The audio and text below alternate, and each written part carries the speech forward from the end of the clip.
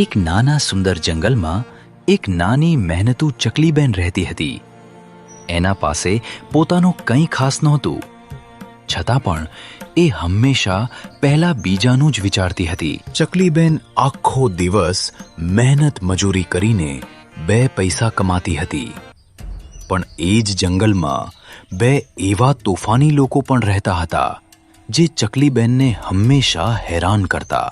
એક હતો ચાલાક બાજભાઈ અને એની સાથીદાર હતી ભૂરી ખિસકોલી.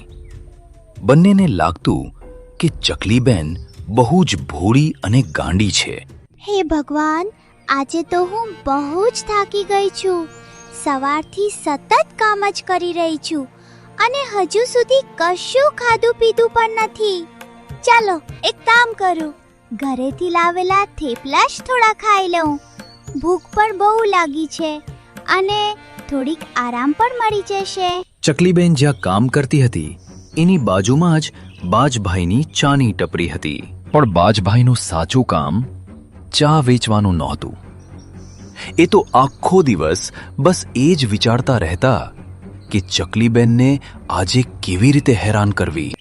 બાજભાઈ જો ને, આજે ચકલીબેન ડબ્બામાં કંઈક બહુ જ ચટપટું ખાવાનું લઈને આવી છે. હતો એમાં શું? ચાલ જલ્દીથી જઈએ અને મીઠી મીઠી વાતો કરીને બધું ખાઈ જઈએ.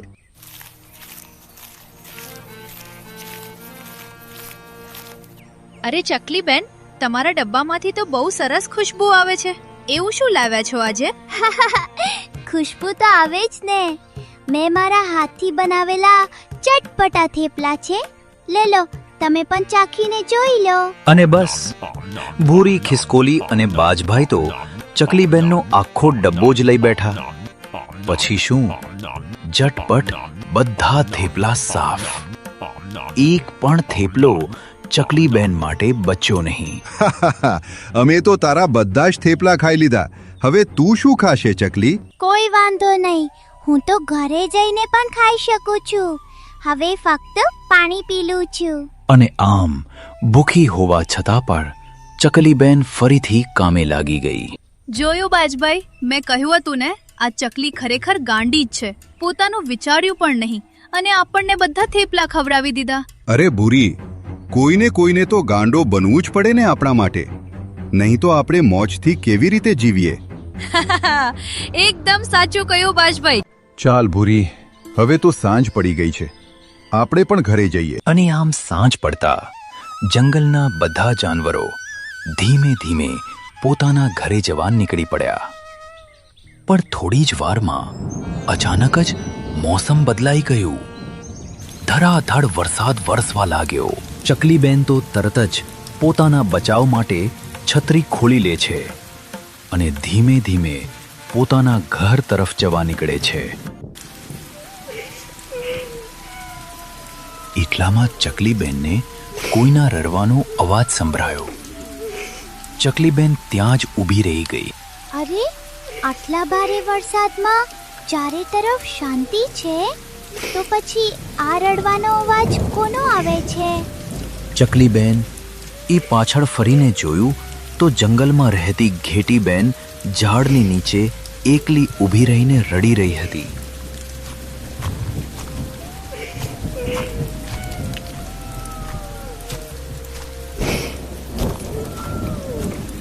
અરે ઘેટીબેન, તમે કેમ રડો છો? હે, આમ ભૂરી ખિસકોલી અને બાજભાઈ મારી છત્રી જબરદસ્તી ખેંચીને લઈ ગયા.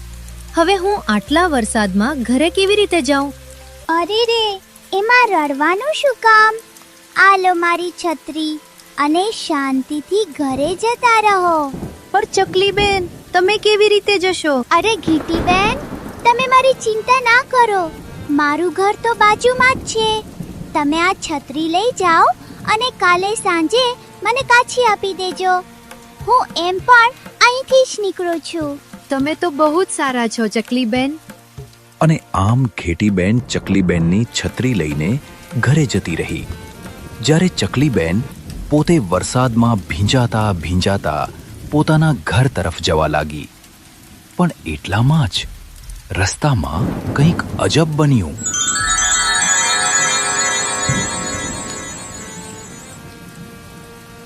ચકલીબેનની સામે અચાનક એક ચમકતી જાદુઈ ચકલી આવીને ઊભી રહી. અરે ઓ ચકલીબેન, તમે તમારી છત્રી પેલી ઘેટીબેનને કેમ આપી દીધી? અરે પણ તમે મને કેવી રીતે ઓળખો છો? હું એક જાદુઈ ચકલી છું. હું બધાને ઓળખું છું અને મને ખબર છે કે તું બહુ જ ભોળી અને દયાળુ છે ચકલી. અને આમ એ જાદુઈ ચકલીએ પોતાના જાદુથી એક સુંદર લાલ રંગની ચમકતી છત્રી બહાર કાઢી. આ લે ચકલી, તારા માટે આ જાદુઈ લાલ છત્રી. પણ જાદુઈ ચકલી, તારી છત્રી મને કેમ આપે છે? અરે મારી પાસે તો આવી ઘણી જાદુઈ છત્રીઓ છે. હવે તું શાંતિથી આ લે છત્રી, પોતાની સુરક્ષા કર અને ઘરે જતી રહેજે. અને આમ એ જાદુઈ ચકલી લાલ રંગની જાદુઈ છત્રી આપીને પલક ઝબકાતા જ ગાયબ થઈ ગઈ. ચકલીબેન આશ્ચર્યથી બસ જોતા જ રહી ગઈ. પછી ચકલીબેને ધીમેથી એ લાલ રંગની જાદુઈ છત્રી લઈ અને પોતાના ઘર તરફ જવા નીકળી પડી. પણ આ સામાન્ય છત્રી નહોતી. આ જાદુઈ છત્રીમાં એવું શું રહસ્ય છુપાયેલું હતું? અને ચકલીબેનનું જીવન હવે કેવી રીતે બદલાવાનું હતું?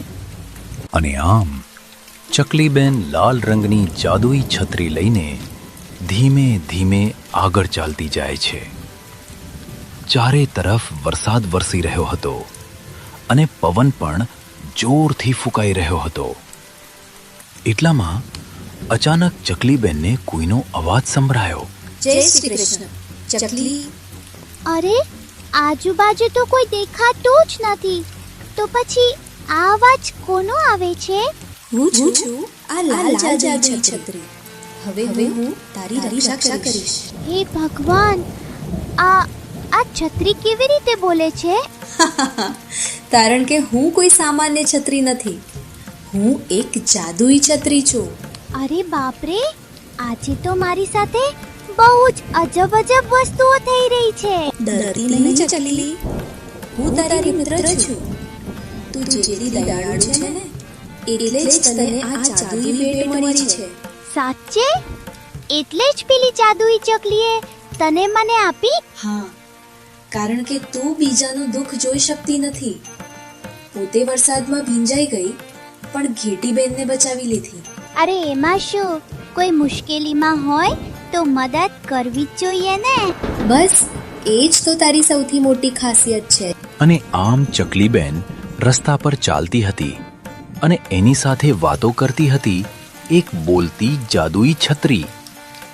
પણ ચકલીબેનને હજુ ખબર નહોતી કે આ જાદુઈ છત્રીમાં કેટલી અજબ શક્તિઓ છુપાયેલી હતી. ચકલી, હવે તું મને હાથમાં પકડતી નહીં. તું મને છોડી દે. હું આપોઆપ તારી રક્ષા કરીશ. હે, એવું પણ થાય? ચાલ, મેં તને છોડી દીધી.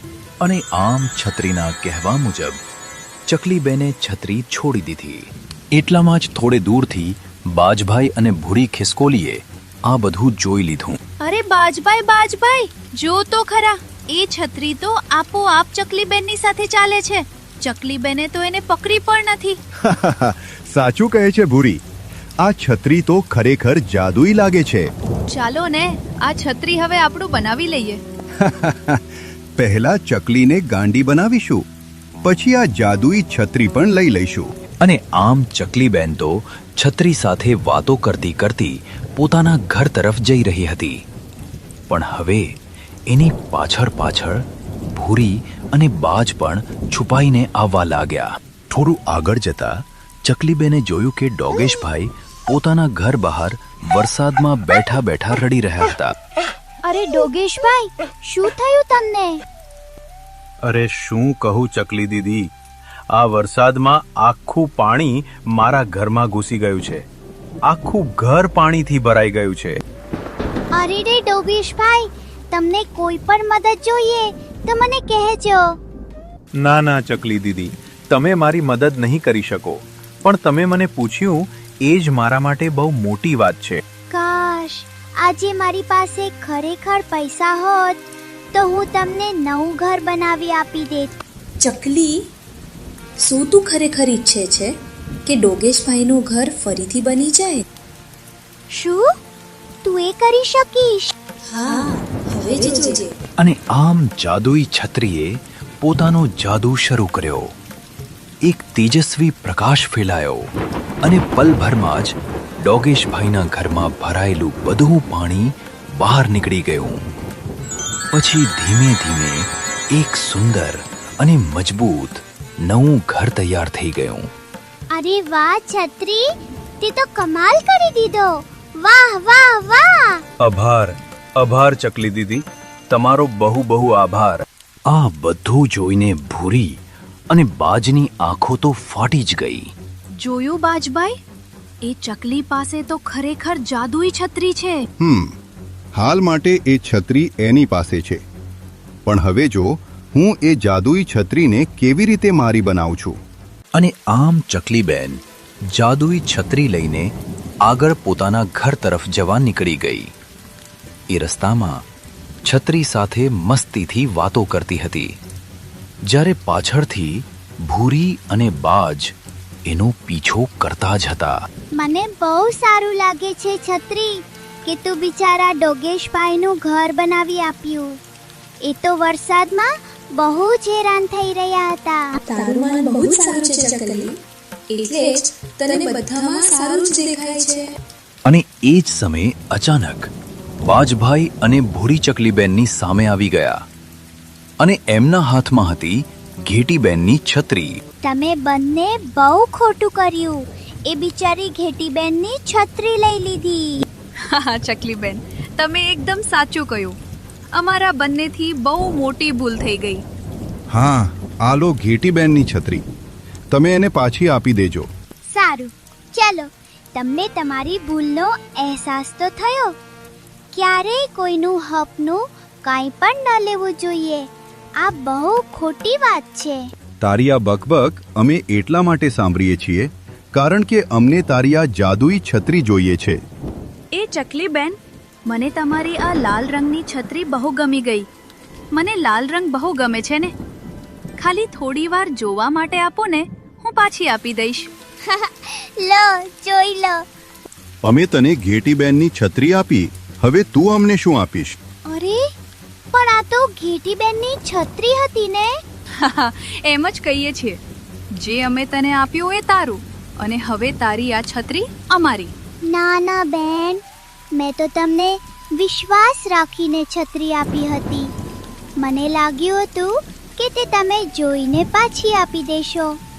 જો આ વસ્તુ ખરેખર મારી હશે, મારા નસીબમાં લખેલી હશે, તો એ આપોઆપ મારી પાસે પાછી આવી જશે. અને આમ કહીને ચકલીબેન રડતા રડતા આગળ ચાલવા લાગી, જ્યારે બાજભાઈ અને ભૂરી એકદમ ખુશ થઈ ગયા. એમણે લાલ જાદુઈ છત્રી લઈને આગળ ચાલવાનું શરૂ કર્યું. પણ થોડું આગળ જતા જ અચાનક એ જાદુઈ ચકલી એમની સામે આવીને ઊભી રહી. સાંભળો તમે બંને, શાંતિથી ચકલીબેનની છત્રી એને પાછી આપી આવો. હવે આ છત્રી અમારી છે. હા, જેના હાથમાં છત્રી, છત્રી એની. અને એટલામાં જ ચકલીબેન પણ ત્યાં આવી પહોંચી. તમને શાંતિથી સમજાતું નથી ને? હવે જો હું શું કરું છું? અને આમ જાદુઈ ચકલીએ પોતાના પાંખોમાંથી ભયંકર વીજળી કાઢી.